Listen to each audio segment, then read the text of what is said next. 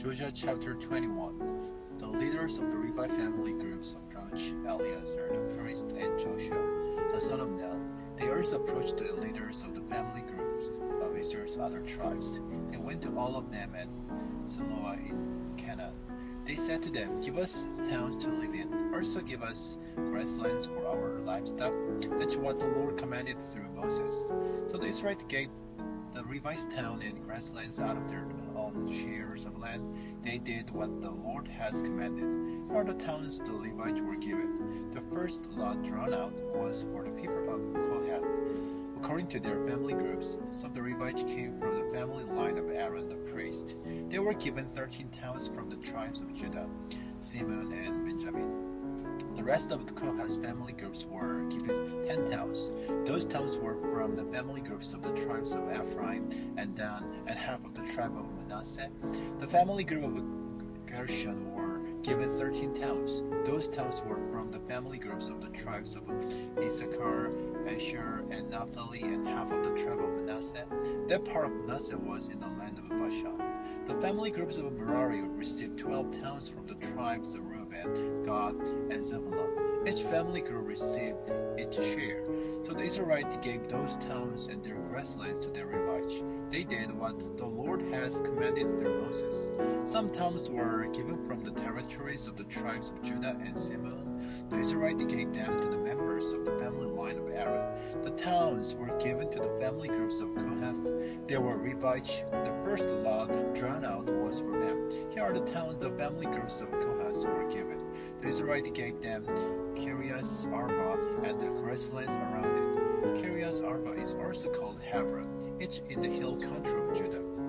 And that came from the family line of Arba, but Israel had already given away the fields and village around the city. They had given them to Caleb as his share. Caleb was the son of Jephunneh, so they gave Hebron to the members of the family line of Aaron the priest. Hebron was a city where anyone charged with murder could go for safety. They also gave them Ribnah, Jathiel, Ashtanoah, Golan, Deber, Ain, Juttah, and Beth Shemesh. They gave those towns and their grassland to the family groups of Kohath. The total number of towns from the tribes of Judah and Simeon came to 9. The Israelites gave some towns from the tribe of Benjamin to the family groups of Kohath. The towns were Gibeon, Geba, Anatos, and Arman. The total number of these towns and their grasslands came to 4. So the total number of towns and their grasslands given to the priest in Aaron's family line came to 13. There were other family groups of Kohath among the Levites. They were given towns from the tribe of Ephraim. Here are the towns those other family groups of Kohath were given. In the hill country of Ephraim, they were given Shechem. It was a city where anyone charged with murder could go for safety. They were also given Gizar, Kibzaim, and Beth-horon. The total number of these towns and their grasslands came to 4. From the tribe of Dan, they received Eltekeh, Gibbethon, and Aizalon, and Kasrimnon. The total number of these towns and their grasslands came to 4. From half of the tribe of Manasseh, they received Tanak and Gazrimnon. The total number of these towns and their grassland came to 2. So all these 10 towns and their grasslands were given to the other family groups of Kohath. Here are the towns given to the family groups of Gershon among the Levites. From half of the tribe of Manasseh, they received Golan in the land of Bashan. Golan was a city where anyone charged with murder could go for safety. They also received the Ashtaroth. The total number of these towns and their grasslands came to 2. From the tribe of Issachar, they received Kishon, Taberath, Jarmuth, and En-Ganim. The total number of these towns and their grasslands came to 4. From the tribe of Asher, they received Mishal, Abdon, Helkath, and Rehob. The total number of these towns and their grasslands came to 4. From the tribe of Naphtali, they received Kadesh in Galilee. Kadesh was a city where anyone charged with murder could go for safety. They also received Hamos, Dor, and Hartan. The total number of these towns and their grasslands came to 3. So the total number of towns and their grasslands given to the family groups of Gershon came to 13. The rest of the Levites were from the family groups of Merari. Here are the towns they were given. From the tribe of Zebulun, they received Jokneam, Karta, Dimna, and Nahalar. The total number of these towns and their grasslands came to 4. From the tribe of Reuben, they received Bezar, Jahaz, Kademos, and Mephas. The total number of these towns and their grasslands came to 4. From the tribe of Gad, they received Ramos in Gilead. Ramos was a city where anyone charged with a murder could go for safety. They also received Mahanaim, Heshbon, and Jazel. The total number of these towns and their grasslands came to 4.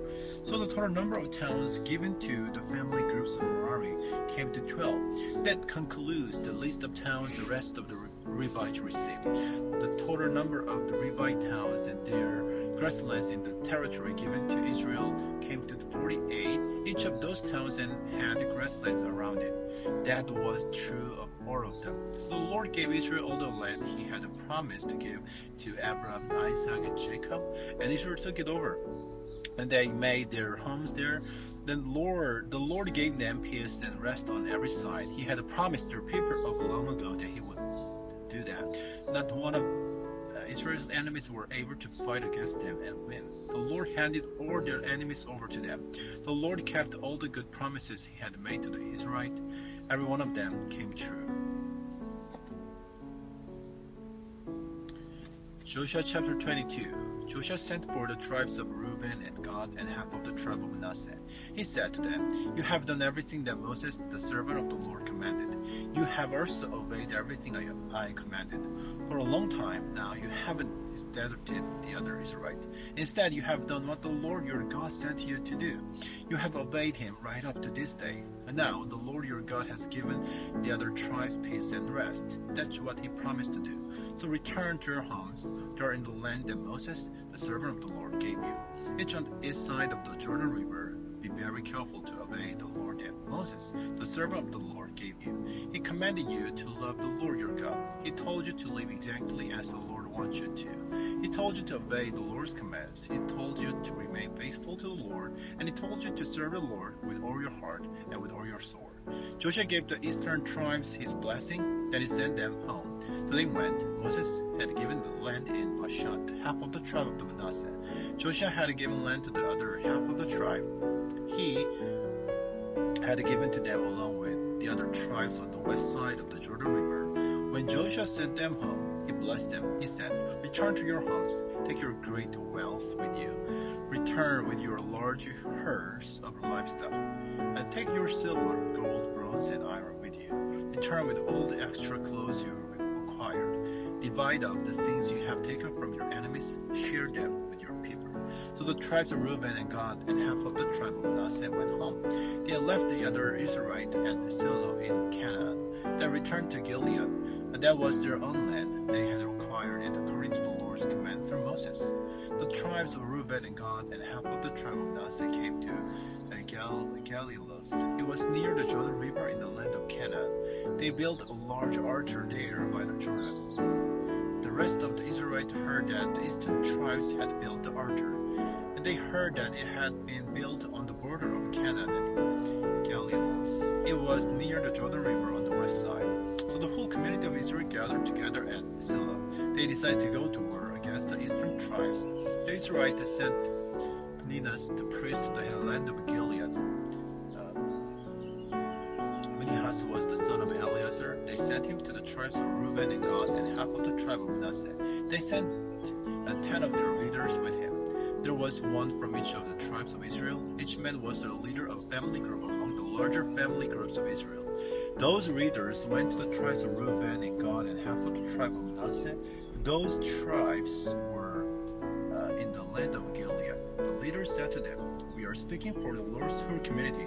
How could you disobey the God of Israel like this? How could you turn away from the Lord? How could you disobey him by building an altar for yourselves? Don't you remember how we sinned and poor? The Lord struck us with a plague because of what we did. Up to this day, we are still in suffering because of that sin. Are you turning away from the Lord now? Suppose you disobey the Lord today. If you do, he will be angry with the whole community of Israel tomorrow. If your own land is unclean, come over to the Lord's land.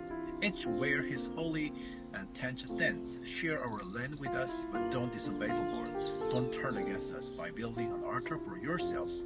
Don't build any altar other than the altar of the Lord our God. Remember what happened to Achan, the son of Zerah. Achan was not faithful to the Lord. He took the things that had been set apart to the Lord in a special way to be destroyed. Didn't the whole community of Israel experience the Lord's anger?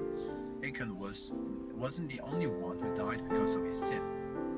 Then the tribes of Reuben and Gad and half the tribe of Manasseh replied. They answered the leaders of the family groups of Israel. They said, "The mighty one God, the Lord, the mighty one God, the Lord. He knows, and he wants Israel to know.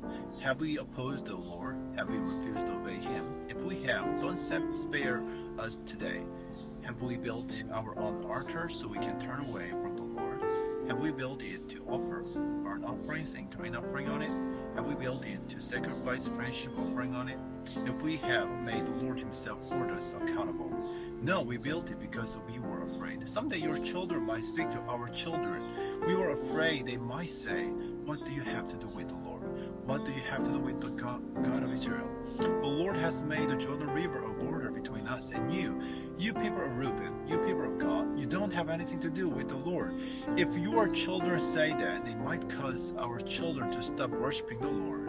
That's why we said to ourselves, let's get ready and build an altar, but let's not build it to offer burnt offering or sacrifices on it. So just the opposite is true. The altar will be a witness between us and you. It will be a witness between our children, yours after us. It will also be a witness that we will worship the Lord at his sacred tent. We will worship him there with our burnt offerings, sacrifice and friendship offerings.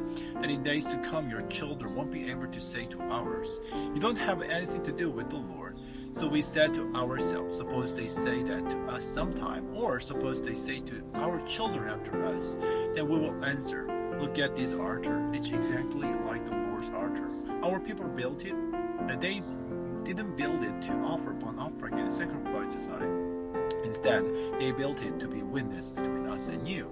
We would never refuse to obey the Lord. We would never turn away from him now.